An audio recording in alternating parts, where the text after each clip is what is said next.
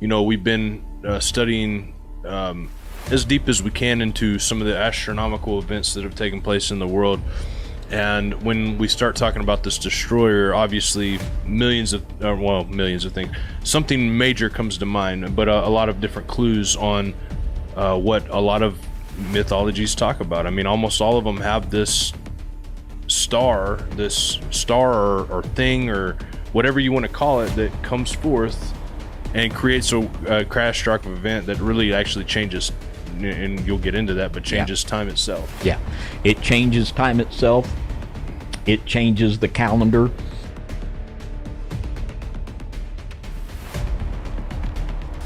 This star. This is the only place that humans have outside of planet Earth where humans can live.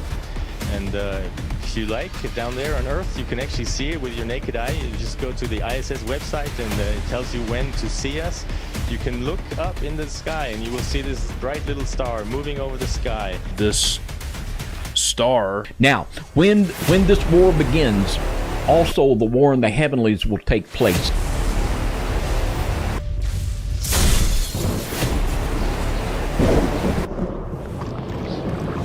And we're going to look at a text here in 2nd Esdras, and we're going to look behind the scenes into the spiritual realm for just a moment.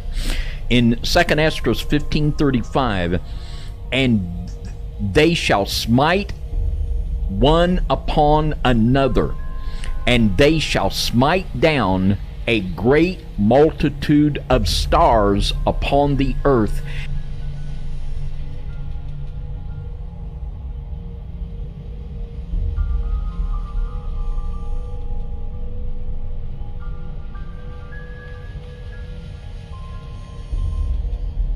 And even their own star.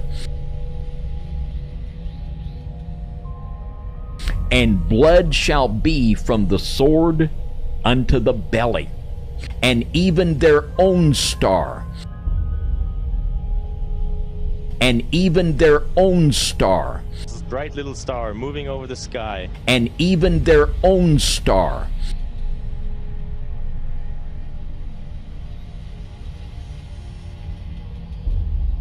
Now, this talks about casualties in the angelic realm of stars being beat down to the earth by other stars. This is literally an angel war that we're seeing, and the war in heaven. This is going to be wild, and I don't know how much of this we're going to see.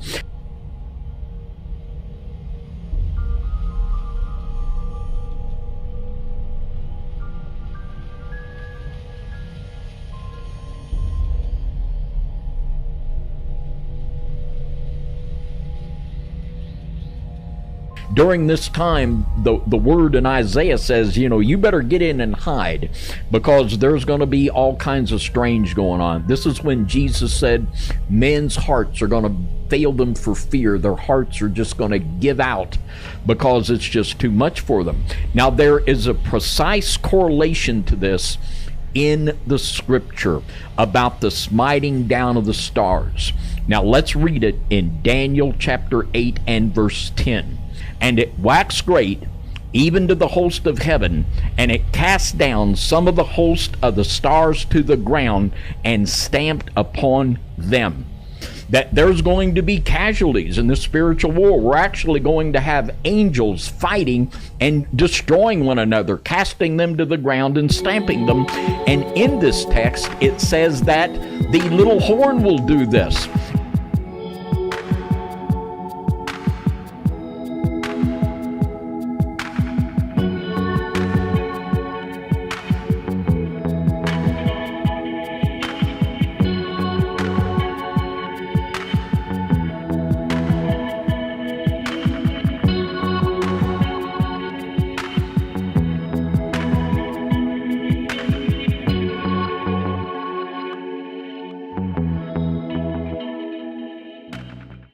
Behold, an he-goat came from the west on the face of the whole earth, and touched not the ground. And the goat had a notable horn between his eyes. And he came to the ram that had 2 horns, which I had seen standing before the river, and ran unto him in the fury of his power, And I saw him come close unto the ram, and he was moved with choler against him, and smote the ram, and brake his 2 horns.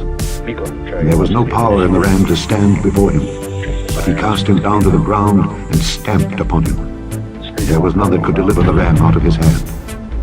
Therefore the he-goat waxed very great, and when he was strong, the great horn was broken. And for it came up 4 notable ones toward the 4 winds of heaven. And out of one of them came forth a little horn, which waxed exceeding great toward the south, and toward the east, and toward the pleasant land. And it waxed great even to the host of heaven. And it cast down some of the host and of the stars to the ground, and stamped upon them. Yea, he magnified himself even to the prince of the host, and by him the daily sacrifice was taken away, and the place of his sanctuary was cast down. And an host was given him against the daily sacrifice by reason of transgression, and it cast down the truth to the ground, and it practiced and prospered.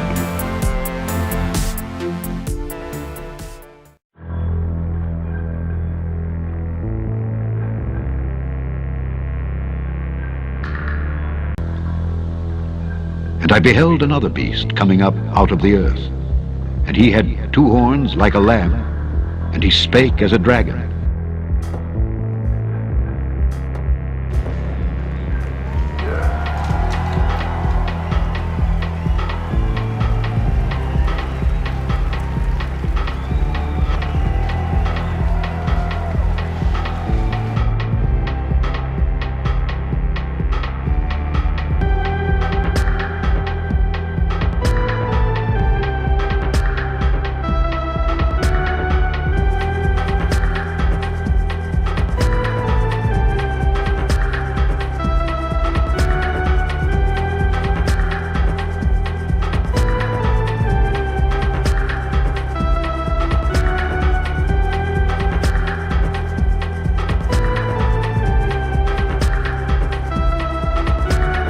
And he doeth great wonders, so that he maketh fire come down from heaven on the earth in the sight of men.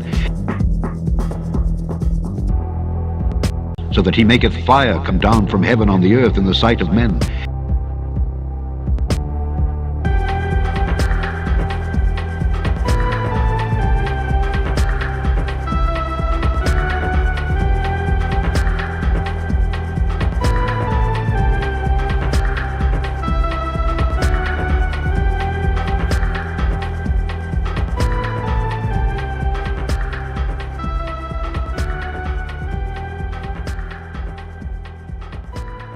And even their own star. This bright little star moving over the sky. This is the only place that humans have outside of planet Earth where humans can live.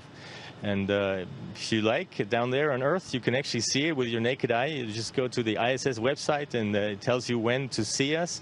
You can look up in the sky, and you will see this bright little star. This star Moving over the sky. Here we are, 6 humans on the International Space Station, the embassy of humankind out in space. And even their own star. You can look up in the sky, and And they that dwell on the earth shall wonder, whose names were not written in the book of life from the foundation of the world. When they behold the beast, you can look up in the sky, and they behold the beast. you will see this bright little star They behold the beast. moving over the sky. They behold the beast that was, and is not, and yet is. You can see that on many, many nights, and if you see it, think about that humans actually built this. And even their own star. On the International Space Station, outside of planet Earth. So incredibly black, so incredibly dark. It's a bottomless pit of deep black. Wandering stars, to whom is reserved the blackness of darkness forever. Because in the Bible, there's a place where there's darkness forever.